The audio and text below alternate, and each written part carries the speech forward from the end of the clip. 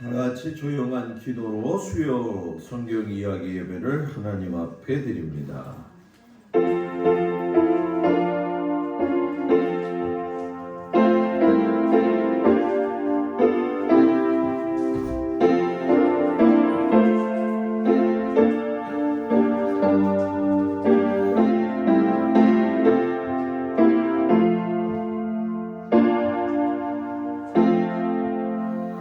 내 영혼아, 내가 어찌하여 낙심하며 어찌하여 내 속에서 불안해하는가. 너는 하나님께 소망을 두라.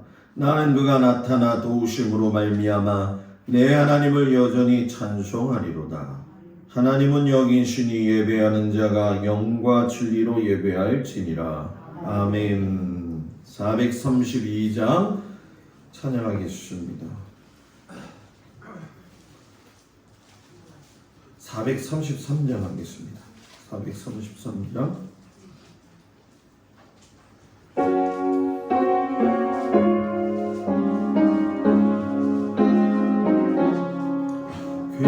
귀하신 주여 날 붙드사 주께로 날마다 더 가까이 저 하늘나라 나 올라가 그 주의 품 안에는 안기어 영생의 복 받기 원합니다. 영원할 물건 나 없어도 날마다 주께로 더 가까이 내 죄를 주께 다 구하니 주님의 보혈로 날 씻으사 눈보다 더 이해하옵소서. 가납한 마음이 날 깨어도 주 예수 앞으로 더 가까이 이 세상 속한 그 허영심 또 주한 쇠막을 다 버리니 정결한 마음 내게 늘 주소서. 이 세상 내가 살 동안에 주께로 날마다 더 가까이 저배는 천국 나 들어가 한없는 복락을 다 얻도록 음성하는 내를 주옵소서. 아멘. 기도합니다. 하나님의 은혜와 사랑 가운데 가을의 절기로 들어갑니다. 지나간 한 해를 우리가 뒤돌아보면 아버지 씨를 뿌리고 또 무더운 여름을 지나 이제 막바지의 열매를 거두려는 아버지 중요한 시점에 있습니다. 세상의 것들로 하나님께서 베풀어 주신 은혜 가운데 열매 맺는 모든 아버지 하나님 곡물과 우리들의 삶의 열매가 아름답긴 하지만 또 우리의 신앙의 열매가 하나님 아름다워야 되겠습니다. 그 어느 것보다도 아름다운 신앙의 모습으로 저희들이 하나님 앞에 영광 돌리며 살 수 있는 믿음의 백성들이 되어지도록 인도하여 주옵소서.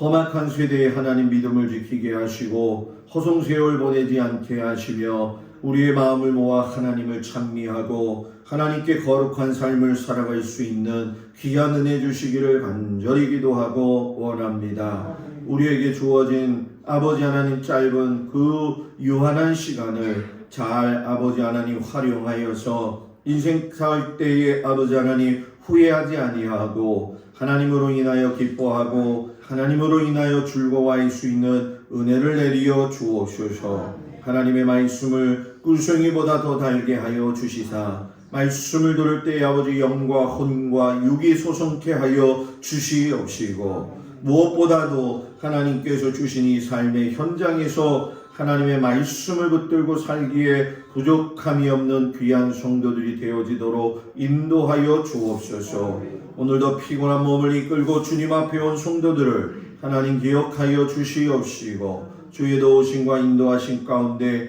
아버지 하나님 예배드릴 때 홀로 영광 받아 주시옵소서. 예수님의 이름으로 기도드렸습니다. 아멘. 하나님 말씀 보도록 합니다. 하나님 말씀은 디모데후서 3장 16절 17절 말씀이 되어집니다. 디모데후서 3장 16절에서 17절까지 말씀 다 찾으셨나요? 다 같이 한 목소리로 봉독합니다. 모든 성경은 하나님의 감동으로 된 것으로 교훈과 책망과 바르게 함과 의로 교육하기에 유익하니 이는 하나님의 사람으로 온전하게 하며 모든 선한 일을 행할 능력을 갖추게 하려 함이라. 아멘. 기도합니다. 하나님 공생의 기간 동안 그저 한 영혼을 사랑하시기 위해서 여러 가지 어렵고 힘든 상황 속에서도 아버지 사랑을 실천하신 그 예수님의 그 마음을 저희들이 깨닫게 하여 주시옵시고 한 영혼 사랑하기까지 피곤한 육체를 이끌고 애쓰고 수고하셨던 그 예수님의 마음을 귀하게 아는 시간 되게 하시옵소서. 예수님 이름으로 기도드렸습니다. 아멘. 할렐루야. 오늘 저녁 주님 앞에 온 성도들 주의 이름으로 축복을 드립니다. 월요일부터 외부에서는 이제 마스크 벗게 되어 있잖아요. 그죠? 근데 뭐 아직도 사람들이 곳곳에 있긴 하지만 뭐 다 한 번씩 걸려보셔서 아시겠지만은 또 앞으로 한 6개월 후면은 종식되어질 것이다. 후에서 이야기가 나왔죠. 그리고 우리나라도 이번 겨울 지나면서 내년 봄이면 이제 소멸되어질 것이다. 이렇게 얘기하고 있는데 참 힘든 세월 보내가지고 어려운 시절 보냈지만 또 그보다 더 어려운 일이 있더라도 잘 이겨갈 수 있는 우리 성도들 되어지길 주의 이름으로 축복을 드립니다. 우리 다 같이 따라서 볼까요? 성령이 인생의 답이다. 아멘. 저는 수요 예배 하면 할수록 저 혼자 기분 좋아요. 왜 기분 좋냐면은 성경을 가르치는 걸 굉장히 좋아하는 사람인데 잘 못 가르치지만 혼자 그냥 좋아요. 그래서 이거 만드는 과정도 좀 어렵지만 만들 때 좀 더 신경을 좀 쓰고 그러는데 우리 성도들한테 유익이 좀 많이 됐으면 좋겠고 새벽에 또 연결돼서 하니까 너무 좋아요. 이번 주 다음 주 지나면 이제 마태복음으로 들어가게 된다는 거 기억하시기 바랍니다. 오늘은 공생의 두 번째 시간. 제목이 참 정말 은혜스럽죠. 피곤해요. 뭐 때문에? 사랑 때문에. 사랑 때문에 피곤하신 예수님. 여러분도 피곤하죠? 뭐 때문에 피곤해요? 에? 일 때문에. 그럼 뭐 고구마 때문에 피곤하잖아요, 지금. 그죠? 고구마 장난 아니더라고요, 그죠? 너무나 애쓰고 수고하시는데 이 피곤함에도 종류가 있더라. 예수님은 사랑을 너무 많이 해서 피곤하대요. 여러분도 사랑을 좀 많이 해가지고 피곤해 보기를 축복합니다. 그냥 싸우느냐고 피곤한 게 아니라 그냥 독고다이처럼 싸우려고 막 덤비는 것처럼 우리가 피곤한 인생 살지 말고 피곤해도 사랑 때문에 피곤할 수 있는 성도들 되기를 축복합니다. 누군가를 사랑해서 애쓰고 수고한다는 건 굉장히 어려운 일이죠. 그 피곤의 종류는 뭐 여러 종류가 있겠지만 예수님의 사역 가운데 가장 아름다운 건 그분은 하나님의 아들이지만 인간의 육신을 그대로 가지고 계시기 때문에 우리가 가지고 있는 감정, 육체적인 고통의 어려움, 피곤함 모든 걸 다 경험하셨다. 그래서 신인 조화가 되어지신 분인데 그렇기 때문에 예수님의 은혜를 더 감사해야 될 게 뭐냐면 난 하나님의 아들이야. 난 완벽해. 이게 아니라 나도 너희들하고 똑같아. 그런데 난 그래도 십자가 질 거야. 어디에 집중해서? 하나님의 말씀에 집중해서. 이번 주 주일 아침 설교 제목이 집중력이 그 사람의 현재 신앙 상태. 요게 이번 주 주일 설교 말씀 제목이에요. 예수님은 집중했어요. 누구한테? 하나님한테. 하나님한테 집중하니까 하나님이 원하시는 게 뭐냐? 내가 너 사랑한 것처럼 너도 내 백성을 사랑해라. 하나님 앞에 집중하면 하나님이 뭘 원하시는지를 알게 돼요. 그렇기 때문에 그 원하시는 삶을 살 적에 사랑하기 때문에 피곤하시기도 하지만 거라사 광인 온전케 하신 사건 보게 되면은 정말로 예수님이 어떠한 마음을 가지고 이 공생애를 사셨는가 깊이 깨달을 수가 있게 되어지죠. 오늘 보게 되면 갈릴리 지역이 전체가 좀 나오고요. 거라사 지역이라고 나오는데 이게 이제 성경 지명이 늘 그렇지만은 직접 가서 보지 않는 이상에는 어디에 뭐가 있는지 잘 구분이 안 가요. 대신에 갔다 오게 되어지면 너무 은혜가 되죠. 물론 3달 지나면 아마 다 잊어먹을 거야. 사진 찍어놓고 많은 목사님들이 그런데요.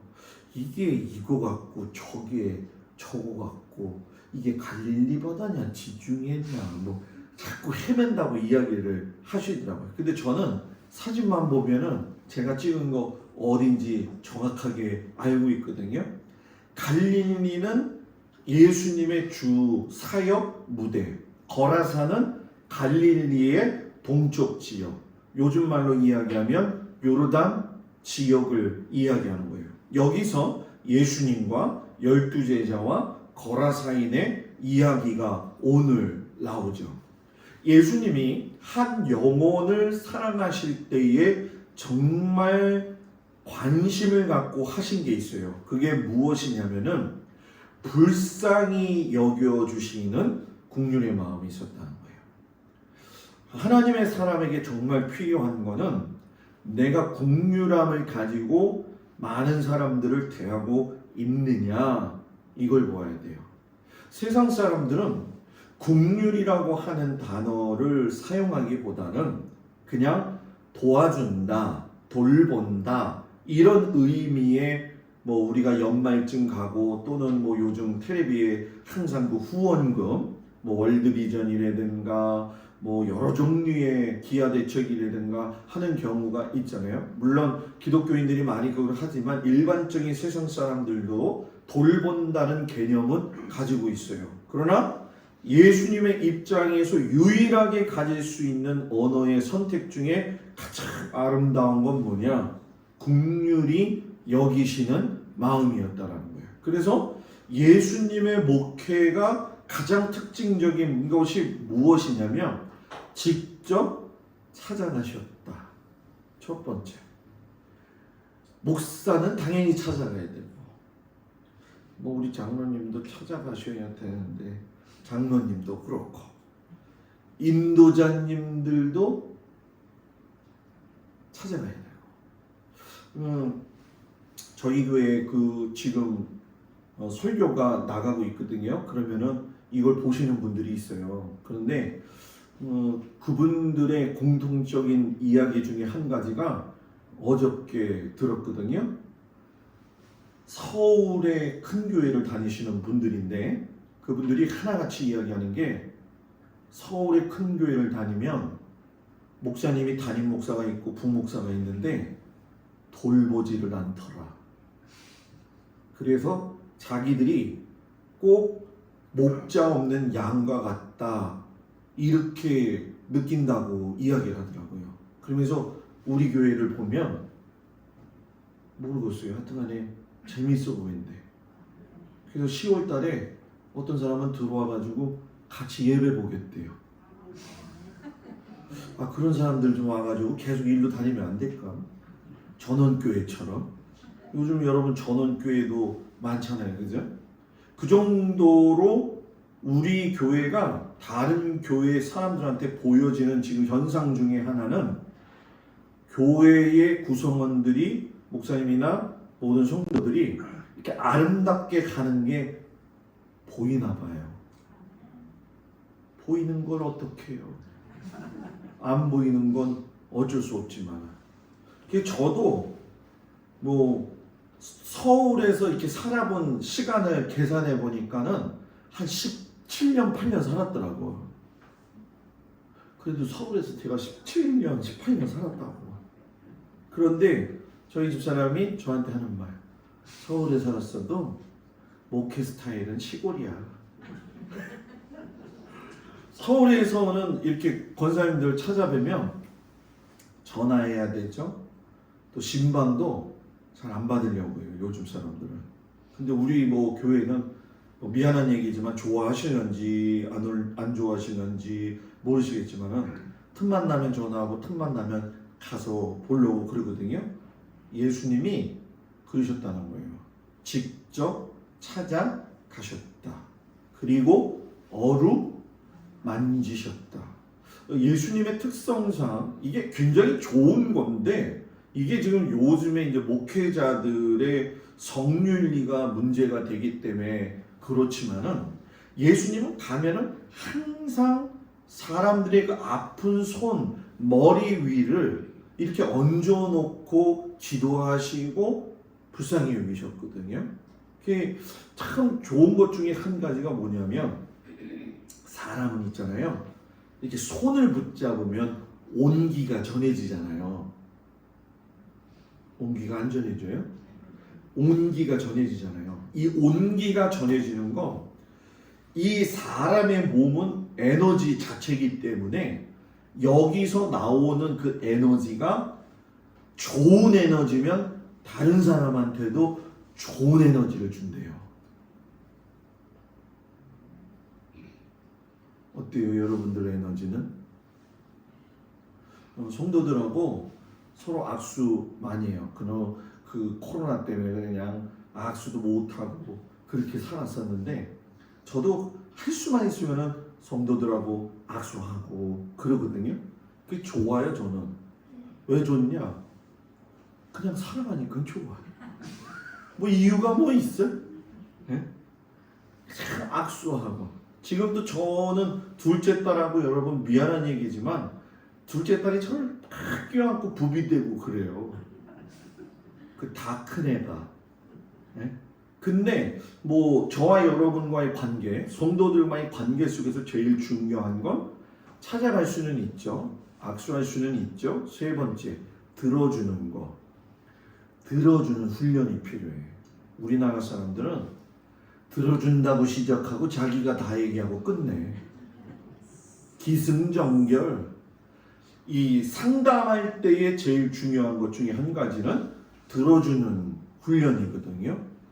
근데 들어준다고 하는데 이게 입이 간질간질하거든. 그래서 얘기하고 싶은 게 더 많거든요. 그래서 목사가 목회할 적에 제일 어려운 것 중에 한 가지가 뭐냐면 목사가 말을 해서 권면해야 될 때가 있고 들어줘야 될 때가 있거든요.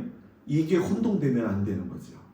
이것도 굉장히 중요한 훈련 중에 하나예요. 여러분들도 서로 간의 신앙생활을 할 적에 제일 중요한 게 뭐냐? 들어주는 훈련이 필요해요. 여러분 잘 들어줄 수 있는 이 폭넓은 은혜의 마음이 있기를 축복합니다. 위로와 회복은 당연한 것이고요. 레위기에 보게 되면은 예수님이 레위기의 말씀을 전부 다 뒤집어 놓는 것처럼 보이거든요. 근데 뒤집어 놓는 게 아니라 진짜 레위기에 나와 있는 하나님의 율법을 완성시키는 회복의 역사를 감당하시는 거예요. 왜냐하면 레위기에 보게 되면 나병 환자, 쉽게 설명하면은 우리가 한센병 걸리신 분들 아무도 사람 만날 수 없어요. 만나면 걸리면 돌 맞아 죽을 수밖에 없는 거죠. 나병 환자들이 지나가다가도 뒤에 와서 여자가 솔방울을 만지기만 해도 병이 나았잖아요. 자, 여기서 정말 중요한 거, 레위기에서는 율법이 하나님을 사랑한 줄 몰라도 사람을 회복시키지 못했다. 그런데 예수님은 율법을 완성하셔서 사람을 회복시키셨다.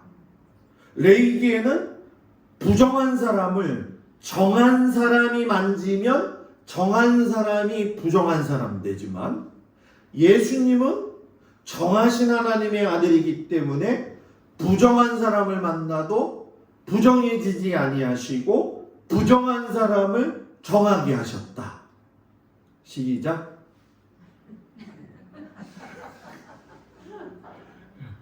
이거 굉장히 중요한 거예요, 여러분. 신앙생활에 이런 분명 획을 긋는 말씀은 정확하게 알고 계셔야 되거든요.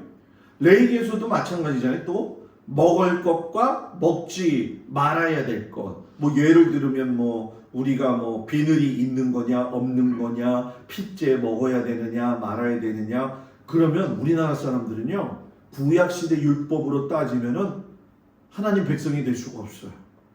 왜? 우리는 지느러미 없는 고기도 잘 먹잖아요. 여러분들이 잘 먹는 거, 비늘 없는 거. 장어, 장로님 아시네. 장어. 제가 좋아하는 매기 매운탕. 여기는 매기 매운탕 파는 데가 없더라고요. 그 상도동에는 김영삼 대통령이 즐겨가던 데가 있었는데 없어져가지고 저도 그때부터 못 먹었지만은, 매기 매운탕도 먹으면 안 돼. 이스라엘에서 매기 매운탕 먹는 건 우리나라 사람밖에 없어요. 제가 지난번에 말씀드렸죠? 요단강에 가면 매기가 그거는 말로 표현할 수 없을 정도예요. 조기는 먹어도 되냐? 고등어도 먹을 수 없죠. 그 맛있는 선짓국, 그죠? 핏째 먹어야 되냐 말아야 되냐, 이거 고민스러운 문제거든요. 근데 이러한 것들을, 물론 지금도 이스라엘 사람들 중에 종교인들은 그걸 굉장히 지킵니다. 그런데 지금 오늘 아침 새벽에 말씀드렸지만 스가랴 14장 마지막까지 말씀 속에서 보면은 하나님께서 이 땅에 예수님을 다시금 재림의 주로 오시게 될 때에는 모든 이방 민족들의 회복이 있을 것이다, 이야기가 나오잖아요. 그것 때문에 우리가 레위기의 법을 초월하면서 살 수 있는 거예요. 장어 많이 드세요. 장어 많이 드세요. 선짓국 많이 드셔도 됩니다. 이것 때문에 한국교회에서 어떤 목사님은 굉장히 이걸 율법적으로 해석하는 경우도 많이 있어요. 그러면 여러분, 우리나라는 또 못 먹어요. 뭐를? 그 한국 사람이 좋아하는 뭐예요?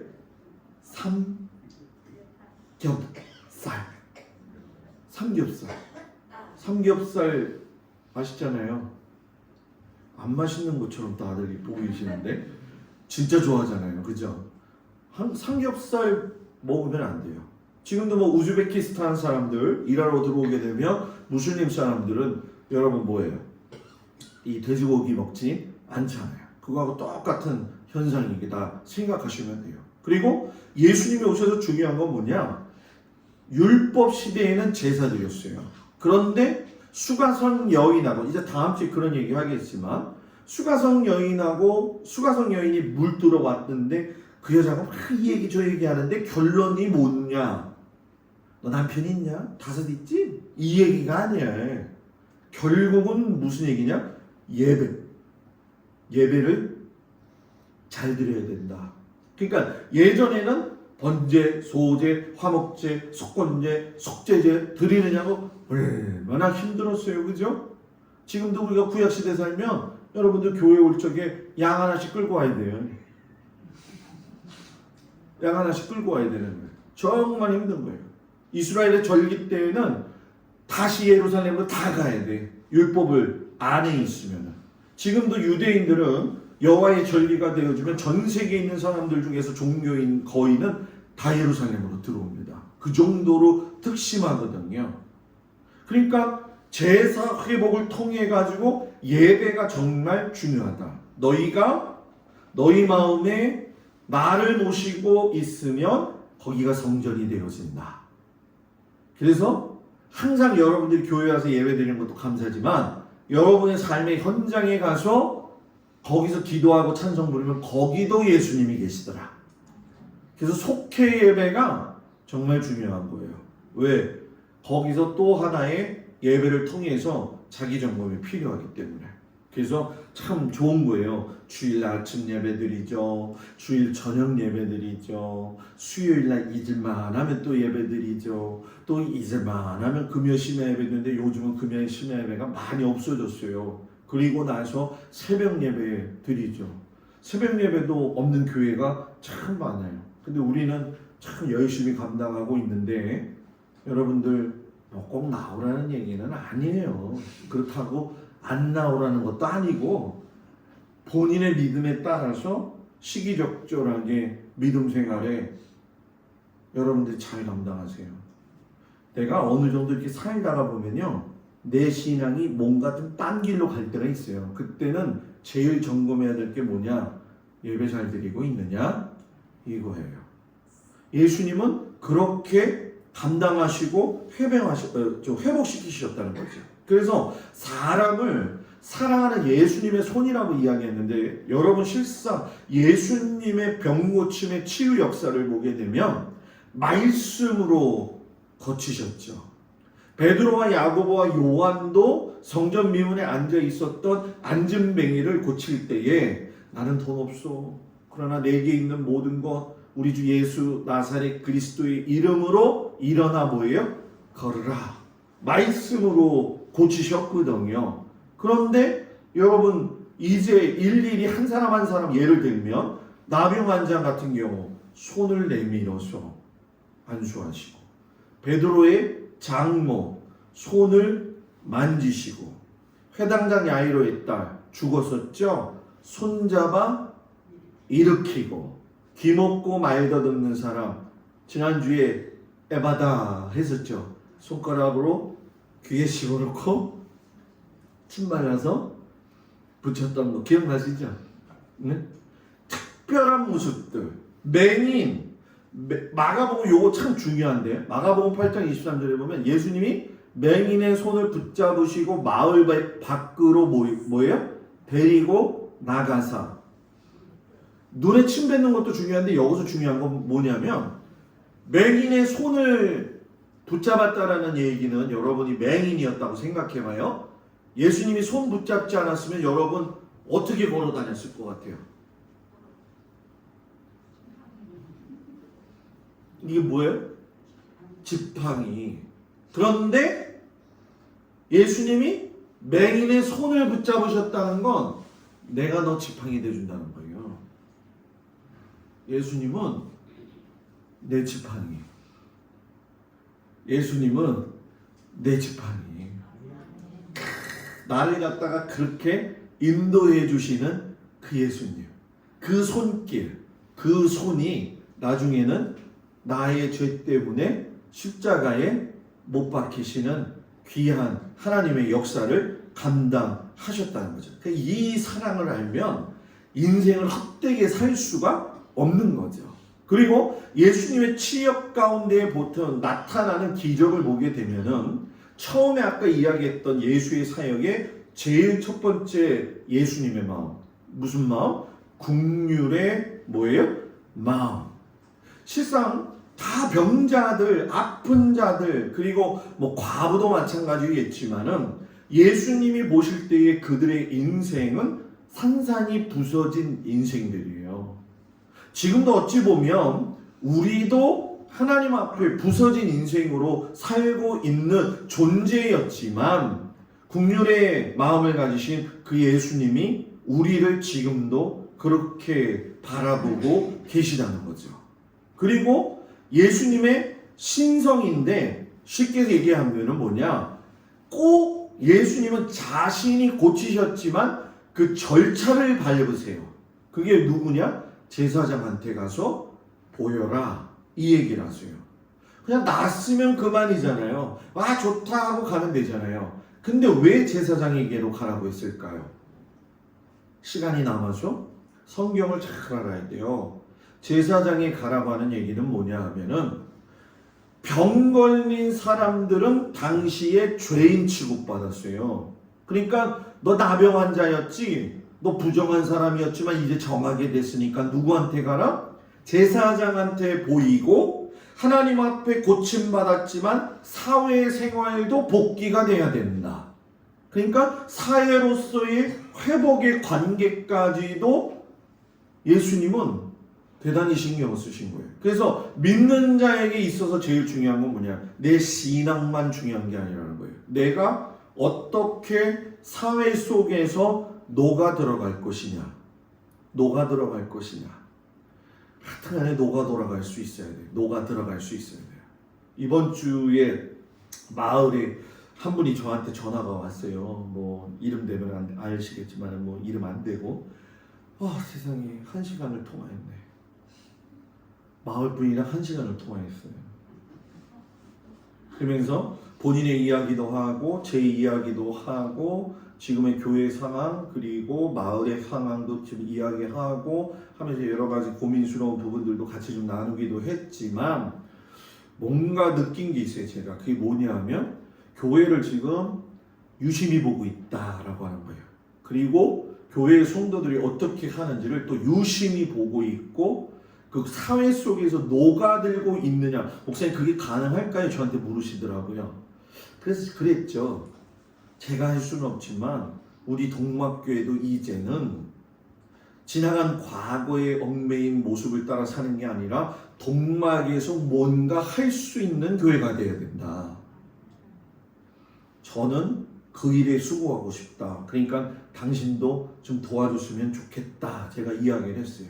그랬더니 좀 튕기더라고. 뭐라 그러냐면 심각하게 생각 좀 해볼게요. 심각하게 생각해보는 거 그래도 좋은 거잖아요. 알았어요. 끊었으면 뭐 제가 소망이 안 생겼겠어. 그런데 그 얘기를 하는데 기분이 되게 좋더라고. 그래서 결국은 뭐냐? 저도 마찬가지지만 여러분들이 동막이라고 하는 곳에서의 지금까지 뭐 잘 살아오셨죠. 그런데 이젠 좀 변해야 돼요. 동막교회 성도들이 뭔가 좀 변했다. 그 동막을 저는 에덴 동산화 시켰으면 좋겠어요. 이게 아멘이 없으면 힘들어요.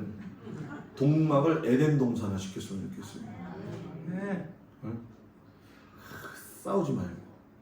제가 마을 사람들 만나면은 꼭 하는 얘기가 있어요. 목사님 이 동막은 대단한 데였어요. 그래서 뭐가 대단했는데요? 그랬더니 진짜 무섭게 잘 싸웠던 동네예요. 그러더라고요. 그래서 그랬군요.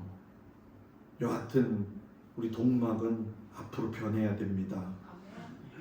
여러분들이 그 일에 수고하셔야 됩니다. 저도요.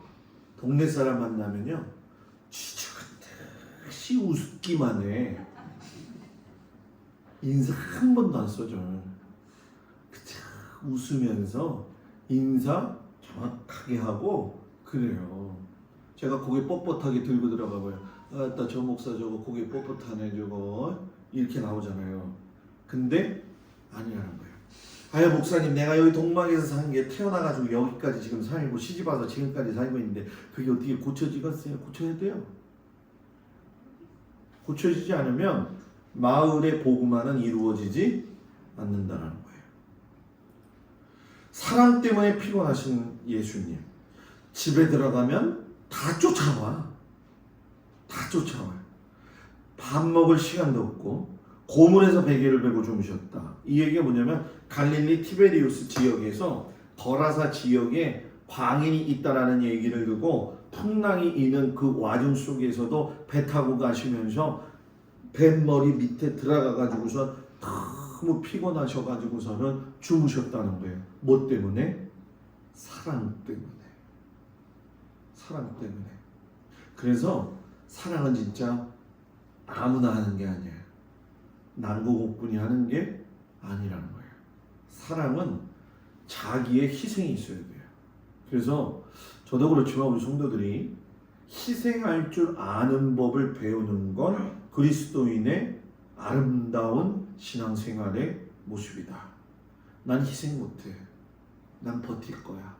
이게 아니라는 거예요.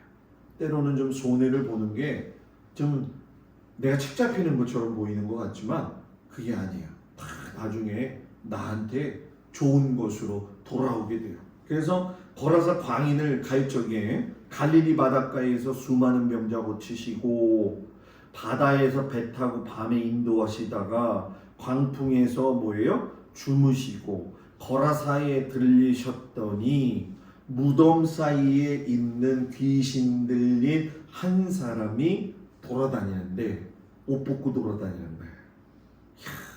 지금 생각나는데 단양에서 제가 목회를 하면은 그때 저희 애들이 요만큼 어렸을 때인데 그 애들을 늘 돌보아주던 그 동네에 아이가 있어요. 그 명화라고 하는 아이인데 거의 뭐 우리 교회 저희 이제 사택에 와서 애들이랑 놀고 애들 봐주고 했거든요.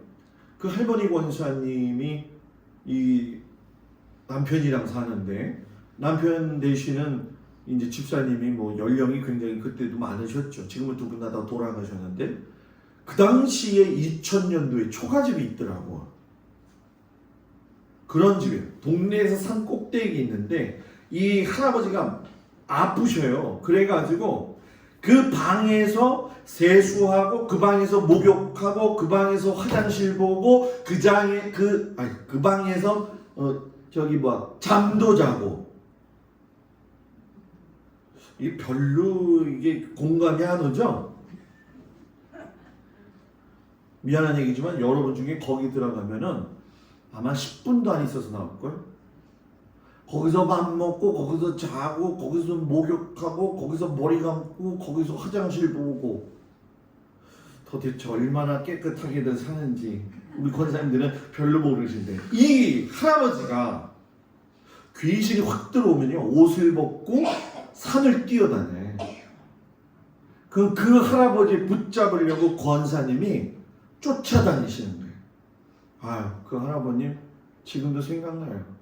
그때 가서 그렇게 예배드리며 그때는 왜 이렇게 그냥 우리 그 당시에 성도님들은 맨날 이렇게 보는 게 많았어. 산에서 여자 귀신 내려온대지 뭐 구랭이가 날 쳐다본다고 있지 뭐 저기서 여자 셋이서 나를 부른다고 하지 그거 쫓아다니냐고 제가 아주 힘들었거든요. 근데 잘 쫓아다니긴 했어요. 그래가지고 귀신은 안 무섭고 사람이 무서운 것만 배우기는 했거든요.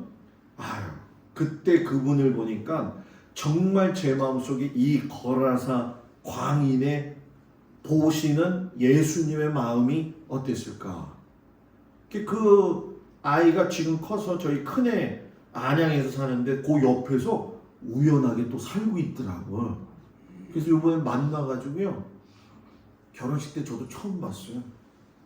얼마나 감회가 새로운지. 여러분 사랑하는 마음을 가지고 보게 되어지면요. 그 돌고 돌아가지고 그 사람은 또 만나게 되더라고요. 그게 참 은혜인 것 같아요. 거라사 광인에 대한 얘기를 조금 더 하겠는데 예수님이 거라사 광인을 갖다가 돼지에게 명령하심으로 인해 가지고 쫓겨나게 되어졌죠. 그래서 돼지가 2,000마리가 몰살 당하게 되어졌잖아요. 갈릴리 바다로 향해 가지고서 다 빠져 죽었잖아요. 이건 엄청난 일이에요. 왜 그 집에 있는 부모들이 그 거라사 광인을 둔 부모들이 그 아들이 낳은 걸 보면 얼마나 기뻤겠어요. 근데 이 아들이 예수님을 쫓아가려고 할 적에 예수님이 무엇을 생각하셨냐면 따라오지 마. 너가 지금 해야 될 건 네 가족하고의 회복이라는 거예요. 이 굉장히 중요한 말씀이죠. 신앙생활에 제일 중요한 것 중에 내 믿음만 좋으면 되는 게 아니에요, 여러분. 내 믿음보다 더 중요한 게 뭐냐면 저는 늘 얘기하지만 가족 구성원도 그렇고 교회 구성원도 그렇고 어울림의 은혜가 있지 않으면 여러분 미안해요. 그 신앙은 다시 재고해봐야 돼요. 힘들어도 해야 돼요. 그게 명령이기 때문에. 저라고 목회하면서 미워하는 사람이 없었겠어요? 있었겠어요? 없었겠어요? 제가 그렇게 착해 보여요? 네? 미워하는 사람이 있었어요. 저 사람은 잘 돈다. 근데 항상 안 좋아. 마지막에 뭐 그거 안 좋은 얘기는 할 필요가 없고 관계성은 굉장히 중요하게 여러분들이 갖기를 바랍니다. 자, 지금부터 잘 보세요. 크게 보이시는지 모르겠지만 자, 예수님이 복음을 요 갈릴리 지역에서 선포하셨어요.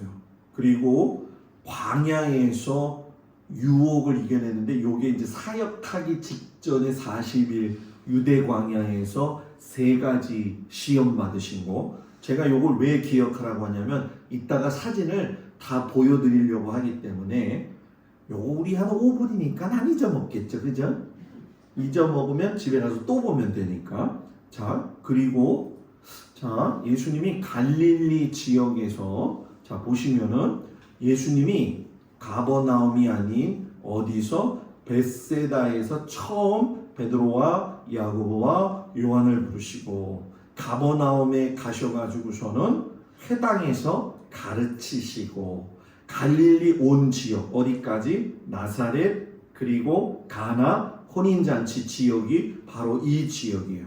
이 이야기를 다 듣고 사람들이 전부 다 예수님을 쫓아오고 가버나움 위에 고라신에서 예수님의 반대되어지는 일들을 했던 사람들에 대해서 가르치기도 하셨어요. 요때 하셨던 일들이 뭐냐? 귀신 쫓아내시는 거, 손 마른 사람 치유하신 거, 열병 환자 치유하신 거, 나병 환자 치유하신 거, 중풍병자 치유하신 거거든요. 자, 그리고 예수님이 요 가버나움 달마누다에서 비유로 가르치시는 거, 씨 뿌리는 자의 비유, 등경 위의 비유, 자라나는 씨의 비유, 겨자씨 비유, 누룩 비유, 가라지 비유, 보화, 진주, 그물 비유를 갈릴리 호수에서 말씀하시고 여기서 가버나움 위의 팔복산에서 복 있는 사람은 악인의 깨를 쫓지 아니하고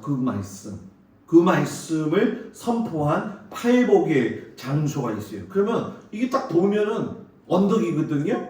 근데 어떻게 저기에 3,000명씩 4,000명씩 들을 수가 있었지?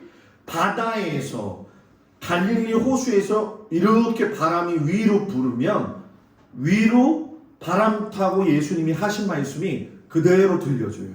이거는 뭐 설명이 안 돼요. 왜냐하면 가서 지형적으로 봐야 되기 때문에. 빛과 소금이 무엇이냐? 율법, 살인하지 말라, 간음하지 말라, 이 부분에 대한 거, 원수 사랑하는 거, 구제하는 거, 금식하는 거, 은밀하게 해라. 요 말씀 하셨고, 가나안에 가가지고서는 여인의 딸을 치유하셔가지고서는 다시금 새롭게 하시고, 장로들 전통에 대해서 지난주 설교 말씀, 전통과 싸우시다가 뒤와 말하지 못한 사람을 갖다가 벳세다에서 에바다 하면서 여러분 뭐예요? 그 사람을 살리셨던 그곳. 그래서 여러분 요건 조금 지나갈게요. 이렇게 볼게요. 갈릴리만 보는 거예요. 갈릴리만 보게 되어지면 막달라라고 하는 것, 7 귀신 들린 여자 막달라, 7 귀신. 성경에 보면은 막달라 마리아가 많잖아요. 예수님 엄마도 마리아잖아요. 그래서 그 마리아가 이 마리아냐? 아니다. 이 막달라의 마리아는 7 귀신 들렸던 여자. 그래서 향유 옥합을 깨가지고 머리로 예수님의 발을 씻어가지고 뭐예요? 예수님의 장사를 준비했던 사람. 티베리우스라고 이야기하는데 여긴 티베리아스라고도 얘기해요.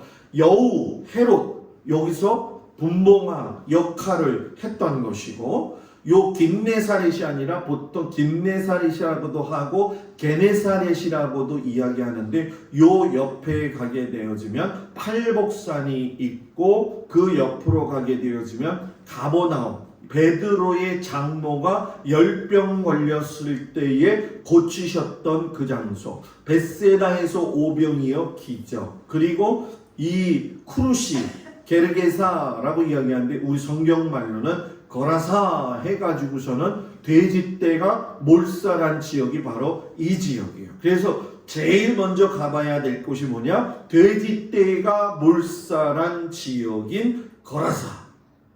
이게 거라사. 놀랄 줄 알았는데 한 사람도 안 놀랐구나. 돼지떼가 다 물에 빠져 죽었죠.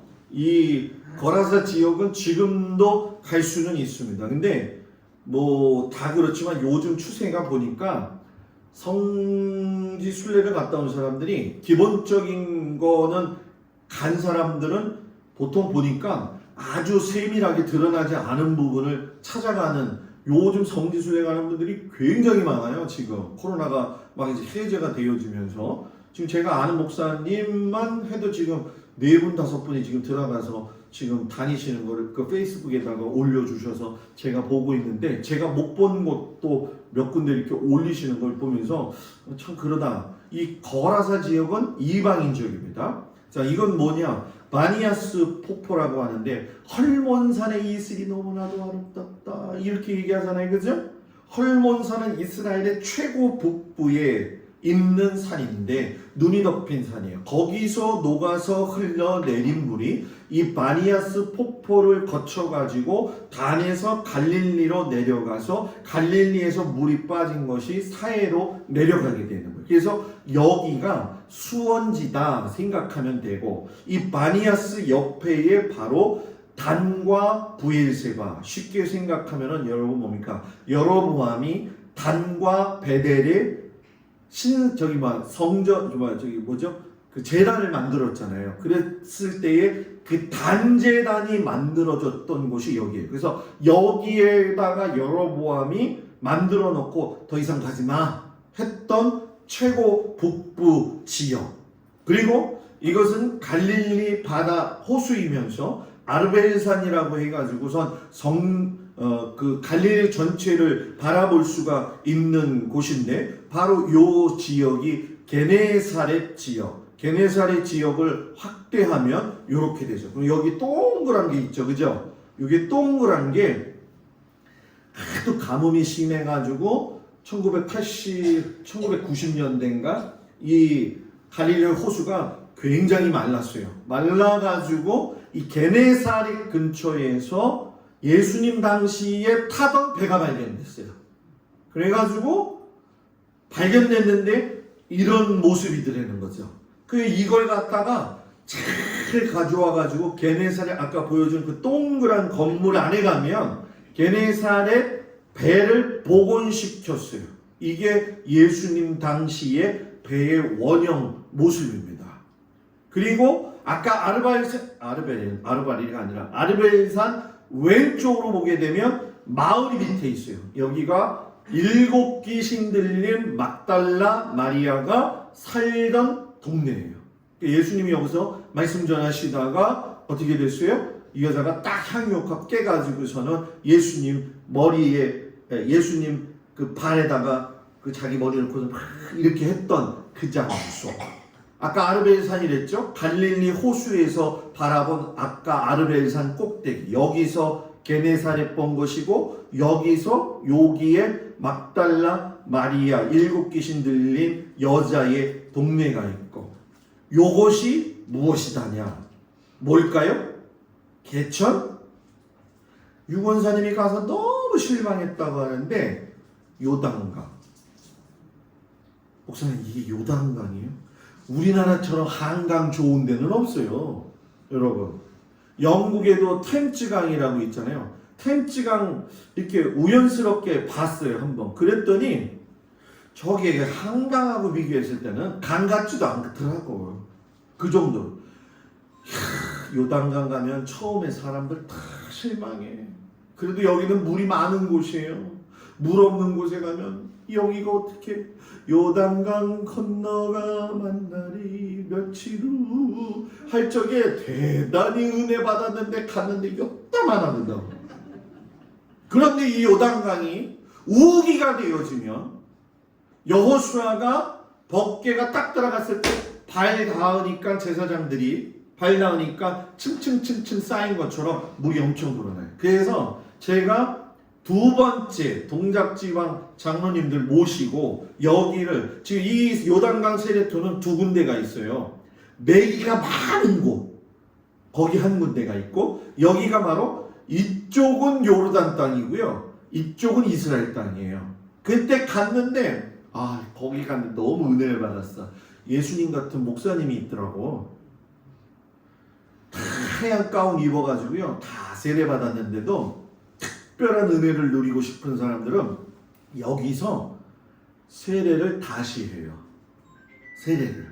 그래가지고 이 목사님이 참 그날 가서도 봤는데 나만큼 잘생겼더라고요.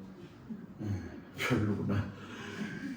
얼마나 인자하게 생기셨는지. 그래가지고 이 목사님이 이걸 탁 하는데 한국 사람들 성지순례의 잘못된 점 뭐냐? 가면 사진만 찍어. 얘기 안 들어. 사진 찍고 갑시다 하면 가는 거야. 그렇게 하면 안 되거든요. 만약에 이제 우리가 2년 후에 가게 되면 우리도 이거 좀 한번 해봤으면 좋겠어요. 요단강에 들어가가지고 세례 좀 받았으면 좋겠어요. 목사님 이거 너무 물이 지저분한데요. 지저분하지 않아요. 여기서 깨끗한 물이에요. 나가면 탁 샤워할 수 있는 장소가 있습니다. 예수님이 40일 시험 받으셨던 유대광야. 이 유대광야에서 예수님이 말씀하셨던 비유가 선한 사마리아인의 비유. 강도 만난 사람을 누가 데려다 줬어요? 여인 속에 선한 사마리아인. 여기 여러분 골짜기마다 가게 되면 골 깊은 곳에 도둑들이 그렇게 많았대요. 그래가지고 아는 사람 둘이 있죠. 이거 빨리 지나가자. 이 당시 얼굴이 더 커진 것 같아요. 자, 이건 나사렛이에요. 예수님 당시에 나사렛은 찾아볼 수 없겠죠.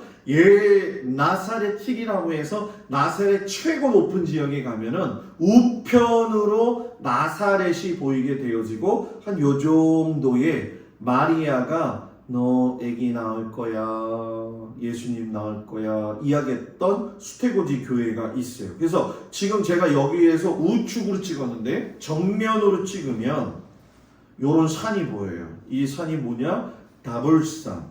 쉽게 설명하면 예수님이 변화하신 변화산이라고 생각하시면 되겠습니다. 그리고 갈릴리에 가면 이런 배를 타지요. 그래서 이런 배를 탔는데 요즘은 이렇게 물고기 잡는 법을 보여주더라고요. 이 사람이 물고기 잡는다고 보여준다고 던졌는데 한 마리도 안 잡혔어요. 왜 그러냐 그랬더니 자기는 베드로가 아니래. 근데 맞는 말이잖아요. 그래가지고 자기가 쩝쩝쩝 하면서 그냥 쟀어요. 그게 갈릴리 호수 선상에서 이때가 보니까 이 사람들이 누구냐? 이 사람들이 서울에 제가 목회했을 때 교인들이에요. 여기 지금 동생들 그 동생 부부가 있고 여기 이제 장로님 여기 이제 집사님 제가 줄에 섰던 집사님인데 여기서 이제 성만찬 딱 하는 거죠. 동작지방 갔을 적에는 이거보다 더 어두운 시간에 갔는데 이게 막 움직이는 거예요. 바람이 너무 불어가지고 그 성만찬을 이렇게 하면서 했어요. 이때 가가지고서는 참 은혜를 많이 받죠. 성도들 여기서 많이 읍니다. 무슨 찬송 부르면 갈릴리 호숫가에서 주님은 뭐죠? 물으셨네. 사랑하 날 그거 배우자고 또. 이 찬송을 얼마나 많이 부르는지 많이 울어요. 정말 많이 울어요. 누구 베드로한테 네가 날 사랑하느냐 그 말씀했던 거. 여러분 지난번에 드셨던 대추의 야자 열매, 예수님이 팔복 선언하셨던 팔복 교회, 여기 언덕에다가 지은 장소예요. 근데 이 언덕 자체가 이제 여기서는 제가 이것만 그냥 보여드렸는데 굉장히 아름답고 좋습니다. 가버나움 회당, 예수님이 여기에 가셔가지고 선지자의 말씀을 가르쳐 주셨을 적에 바리새인들이 덤볐죠. 이 가버나움 앞에 보면 장모 베드로의 장모가 열병 걸렸던 장소가 있어요. 그리고 여기가 유명한 예수님이 부활하셔가지고 베드로가 가가지고서는 낙심되어 있을 때에 물고기 잡고 있는 베드로가 나올 때에 그물을 오른쪽에 던져라. 그리고서는 그물을 너무 많이 물고기를 잡으니까는 베드로가 부활하신 예수님 앞에 창피해가지고 가지를 못하겠는데 예수님이 와서 조반을 먹어라. 베드로야 네가 나를 사랑하느냐. 네 제가 주님을 사랑하나이다. 3번 물었던 장소, 그 장소 안에 들어가면 이곳에서 예수님이 앉으셔가지고 여기서 말씀을 하시면서 베드로에게 힘을 주신 것. 너가 남에게 상처 줬으면은 연자맷돌을 메고 바다에 빠져 죽어라 했던 그 연자맷돌, 이 연자맷돌 이거 메고 죽으라는 거예요. 권사님들은 별로 심각하게 안 생각하는구나. 저는 이 연자맷돌 봤을 적에 뭘 느꼈냐면 이거는 목에 닿는 순간 그냥 이건 뭐냐면 그만큼 남에게 실족시키는 사람은 그만큼 크다는 거예요. 마리아가 예수님 낳을 거야 가브리엘 천사가 이야기했던 여기는 항아리가 6개나 있죠. 가나 혼인잔치. 그래서 성만찬 하려고 여기서 제가 포도주 요만한 거 4병 사왔거든요. 아직도 안 깠어. 아직도. 그게 벌써 지금 무지 오래됐죠. 근데 내가 진짜 우리 교인들을 너무 사랑하니까 요번 주 추수감사 주일은 선생님 그걸로 하는데 가득 따라주면 모자라. 그러니까 목양실에 가면 거기 딱 있어요. 그래서 요번 추수감사절 때 가나 혼인잔치집에서 가져온 진짜 그 포도주로 성만찬 하겠습니다. 별로 은혜가 안 되는데 하지 말까? 그 굉장히 의미가 있는 포도주예요. 저한테는. 누굴까요?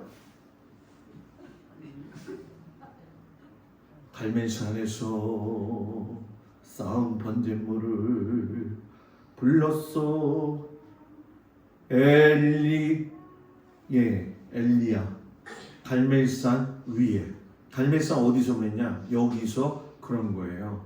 그리고 지난주에 예수님이 가이사랴 빌립보에 갔을 때에 너희들은 나를 누구라고 하느냐 했던 가이사랴 빌립보 지역에 이게 원형도예요. 그 당시에 도시의 모습인데 이 도시가 지금은 이렇게 폐허가 됐습니다.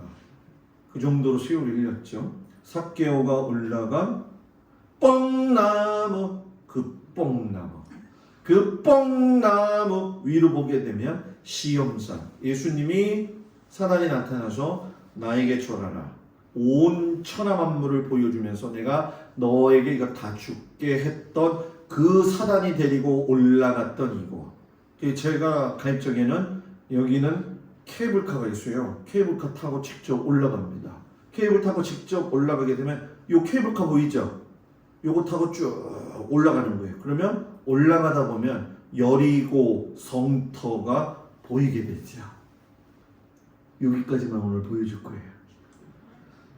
그래서 여러분 2년 후에 간다고 여러분들이 해가지고 저는 작년에 하다가 못해가지고 미안해서 못했는데 여러분들이 준비 안 되니까 잘 해보십시오. 그래서 하여튼간에 굉장히 은혜를 많이 받을 수 있도록 좀 준비를 저도 해보고 할 테니까 그때 가서 너무 무리하지 마시고 지금부터들 잘 해서 잘 준비하시고 다음 주에 예수님의 공생의 세 번째 시간에 대해서 말씀의 은혜를 나누겠습니다. 기도합니다. 은혜로우신 아버지 하나님, 예수님이 피곤하신데도 사랑 때문에 피곤하셨습니다. 그 사랑, 그 은혜 다시 한번 기억하면서 살 수 있는 저희들 되게 하여 주옵소서. 예수님 이름으로 기도합니다. 아멘. 할렐루야. 우리 옆 사람하고 인사 나눕니다. 샬롬. 당신의 미소와 인사는 보이는 복음입니다. 아멘. 할렐루야. 우리 앞에 보면 이제 국화 이쁘죠? 국화를 어저께 이제 그제 사오는데 카톡을 늦게 보신 분들 또 참 감사한 게 뭐냐면 이 득수씨 성도가 득수씨 성도가 아니지 한득수 성도가 돈을 보냈어요. 그래서 연락을 해봤더니 국화 사시라고. 여러분들은 별로 은혜를 안 받아요. 나는 너무 은혜가 되더라고요. 우리 드디어 한득수 씨가 이런 것까지 신경을 쓰네. 그래가지고 보내주신 돈으로 물질 헌신으로 보니까 한 7개 정도 더 살 수 있을 것 같더라고요. 근데 오늘 제가 양재에 가서 샀잖아요. 양재에 가서 산 이유 중에 하나가 뭐냐면은 제 생각에 이게 선택의 폭이 넓을 거다. 오늘 온수리 갔더니 저거 반만한 거가 15,000원이더라고요. 저거 반만한 거가 김포에서 3만원이고 저 큰 게 지금 5만원이더라고요. 오늘 제가 직접 가서 사갖고 들어와야겠다. 혹시나 한 5,000원 더 비싸면 내가 사갖고 와야지 하고 물어봤더니 5만원 달래. 그러면은 6개, 7개 사면은 2, 7, 14, 14만원 벌잖아요. 기름값 남겠더라고요. 그래서 제가 금요일날 몸 정기 점검 받는 날이에요. 제가 그래서 갔다가 그거 사가지고 이렇게 헌물 오늘도 이렇게 어제도 하신 분들이 있어요. 그래서 그분들 거를 사가지고 와가지고 이렇게 더 진열을 하려고 그러는데 여러분들 도와주시고 해주셔서 참 감사합니다. 최병훈 집사님 아들 낳습니다. 민재. 권사님이 되게 좋아하시네. 누가 그러더라고요. 동방에서 아기 낳은 게 진짜 오래간만이라고. 그 진짜 오래간만에 아기가 우리 교회에 송돼. 그래서 최병훈 집사한테 전화를 했죠. 일단 아이한테 돈 주는 게 중요한 게 아니라 당신이 신앙생활 잘 해야 된다. 목사님 감사합니다. 알겠습니다. 네, 열심히 나오겠죠. 오늘 예배 끝나고 찬양대 연습이 있도록 하겠습니다. 내일 양양장터 가을 소풍 갑니다. 15분 가는데 교회 차량 가고 우리 박충원 권사님이 운전을 또 좀 해주시겠대요. 맞죠? 그래서 박충원 권사님 차에 또 한 차 타시고 교회 차에 한 차 타시고 동네 분 한 분이 자기는 가고 싶은데 교회에서 가는데 가야 되나 말아야 되나 교회는 나가려고 생각 중인데 갔으면 좋겠는데 그래서 오라고 그랬어요. 언젠가 나오겠다 생각해가지고 그래가지고 내일 그렇게 해서 8시에 정확하게 출발하겠습니다. 그래서 저쪽에서 타실 분들 또 이쪽에서 타실 분들 박정원 선생님 내일 이쪽 같이 오셨다가 여기 앞에 정복동 권사님 거기서 출발 같이 모였다가 가고 간식은 그거 그래서 이렇게 준비해서 잘 다녀올 수 있도록 여러분 기도 많이 해주시기를 바랍니다. 주님 가르친 기도로 예배를 마칩니다. 하늘에 계신 우리 아버지여 이름이 거룩히 여김을 받으시오며 나라의 마옵시며 뜻이 하늘에서 이루어진 것 같이 땅에서도 이루어지이다.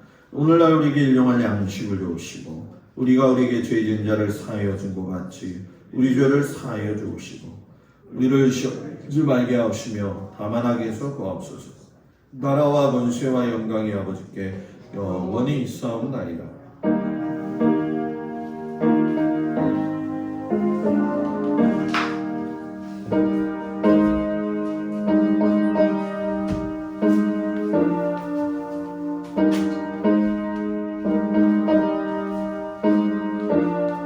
주옵소서.